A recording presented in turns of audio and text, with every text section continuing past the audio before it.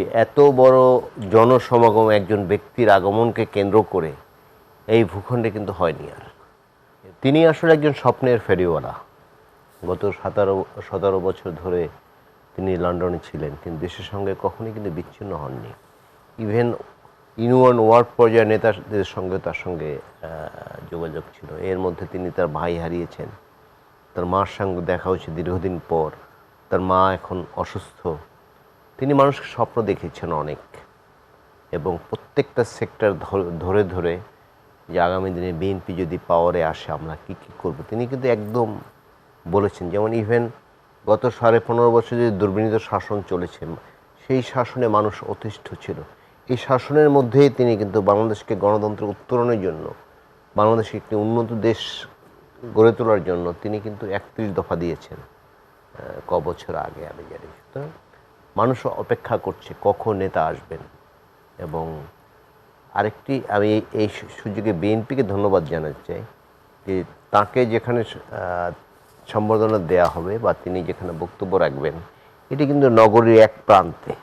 আমরা সবসময় দেখি যে ঢাকায় কোনো জনসভা হলে সবচেয়ে যে ব্যস্ততম জায়গাটি সেখানে করা হয়, যেমন শাহবাগ করা হয়। যেমন কেউ আন্দোলন করলে শাহবাগ বন্ধ করে দেয়। শাহবাগ বন্ধ করা মানে পুরো ঢাকা শহর বন্ধ, পুরো নগরীটা একবার কলাপস হয়ে যায়। বা মহাখালী করে দেখি অনেক সময়, পল্টন করে। বাট এই ভেন্যুটি কিন্তু অন্য জায়গায়, একটু নগরের এক প্রান্তে।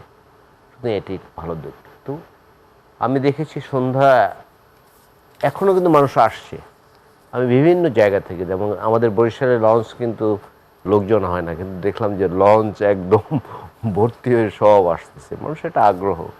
এতদিন তিনি দেশের বাইরে ছিলেন, তিনি কেমন আছেন। হয়তো এই যত লোক এসছে এর 1 ভাগ লোক ওনাকে দেখতে পারবেন না, সরাসরি দেখার কোনো সুযোগ নেই, কারণ এত মানুষ হচ্ছে। আপনাদের রিপোর্টার একটু আগে বললেন যে পুরো এলাকা লোকারণ্য হয়ে গেছে। আমি জানি না, আমার সাথে নিশ্চয়ই এই অনুষ্ঠান যারা দেখছেন তারা একমত হবেন যে এত বড় জনসমাগম একজন ব্যক্তির আগমনকে কেন্দ্র করে এই ভূখণ্ডে কিন্তু হয়নি আর, এই ভূখণ্ডে হয়নি। সুতরাং আমি যেটা বলতে চাই, মানুষের যে আকাঙ্ক্ষা, এবং আপনি যে প্রশ্নটি করেছেন, দেশে এক ধরনের ক্রান্তিকাল অতিক্রম করছে এখন। আপনি দেখুন গণমাধ্যম অফিস হামলা হচ্ছে, তারপরে সায়ানটে হামলা হয়েছে, উদীচিতে হামলা হয়েছে। এটি তো ভালো লক্ষণ না, যে বাংলাদেশের সংস্কৃতির সঙ্গে যায় না। মানুষের মেন্টাল মেকআপটা এরকম না। এখানে মানুষ ওয়াজেও যায়, এখানে মানুষ যাত্রাগান দেখতেও যায়, জারি গান শুনতে যায়। সেখানে একটি পক্ষ রাখছে যাত্রাগান জারি গান বাদ, শুধু ওয়াজ শুনতে যাবে সব মানুষ। এমন একটি কালচার গড়ে তুলেছে। এক্ষেত্রে বিভিন্ন ব্যক্তি নানাভাবে ভূমিকা পালন করেছে। তো দেশ, যেটি আমি বললাম, একটি ক্রান্তিকাল অতিক্রম করছে। এই মুহূর্তে তার আগমন, এটি একটি বিরাট দিক। পরিবর্তন হবে কিনা তার আগমনের মাধ্যমে আমি নিশ্চয়ই আশা করতে চাই। দেখেছেন তো আপনি, সে 5ই আগস্টের পরে, বিশেষ করে আপনি দেখুন গত বছর 5ই আগস্টের পর স্বৈরাচার বিদায়ের পরে ইভেন তার দলের যে নেতাকর্মীরা ভুল ত্রুটি, পার্টি বিরোধী, দেশ বিরোধী যদি কোনো কাজ করে থাকে, অনেকে কিন্তু তিনি বহিষ্কার করেছেন। এবং সেক্ষেত্রে তিনি ছিলেন নির্দয়, কারো কথা কিন্তু শোনেননি, কারো কোনো বিষয়ে তিনি কর্ণপাত করেননি। অপরাধ করলেই শাস্তি, এটি কিন্তু তিনি প্রতিষ্ঠিত করেছেন। পরিবর্তনের যে রাজনীতি সেটি কি উনি শুরু করেছেন? অবশ্যই পরিবর্তন রাজনীতি তিনি শুরু করেছেন। পরিবর্তন রাজনীতি শুরু করছেন বলেই যেটি আমি বললাম যে মানুষের যে অপরাধ প্রবণতা দলীয় নেতাকর্মীদের, সেটি কিন্তু তিনি একদম নিয়ন্ত্রণে নিয়ে এসেছেন। এত বড় একটি দল, এবং তার নেতৃত্বে অনেক কিছু ঘটেছে। ধরুন গত 15.5 বছর দলটিকে ভাঙার জন্য নানা চেষ্টা হয়েছে, কিন্তু পারেনি কিন্তু। এবং বিএনপির একটি নেতাকর্মী কিন্তু অন্য দলে যায় না, আপনি দেখবেন। এবং বা অন্য দলের যে অন্য ছাত্র সংগঠন অন্য দলে আশ্রয় নেয়নি। অনেক দলের বিরুদ্ধে কিন্তু সেই অভিযোগ আছে। এবং এদের মাঝে মাঝে ফেসবুকে দেখে বলে গুপ্ত বাহিনী, নানা কিছু বলে যে অন্য দলের আশ্রয় থেকে তারা পলিটিক্স করছে, খুব ভালোভাবে সাধারণ মানুষকে পিটিয়েছে।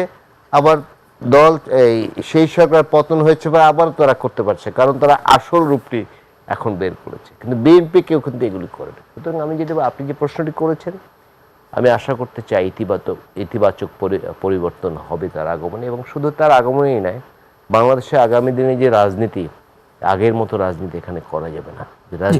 রাজনীতিবিদরা যা ইচ্ছে তাই করবে, সেই সংস্কৃতি, সেই চিত্র বাংলাদেশে। এখানে কিন্তু আমরা দেখেছি উনি কিন্তু একটা ঘোষণা দিয়েছিলেন যে লন্ডন থেকে উনি যখন রওনা করবেন, বিমানবন্দরে ওনার দলের কোনো নেতাকর্মীকে যেতে স্ট্রেট না করেছেন তিনি, স্পষ্ট ভাষায়।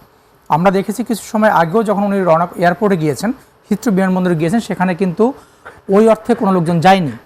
একই সঙ্গে আজ আগামীকালকে তার যে সংবর্ধনা মঞ্চ রাজধানী ঢাকার একটি প্রান্তে, যেখানে মানুষের যানজট হবে না, ভোগান্তি হবে না, এই যে সিদ্ধান্ত, এটাকে পরিবর্তনের ইঙ্গিত বহন করছে। অবশ্যই ইঙ্গিত বহন করছে, অবশ্যই ইঙ্গিত বহন করছে। ঢাকা শহরে 7% রাস্তা আছে।